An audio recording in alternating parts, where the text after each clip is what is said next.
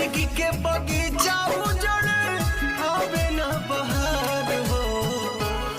पवन सुना लागे के बा संसार में केहू पिएला जहरिया के करो प्यार में।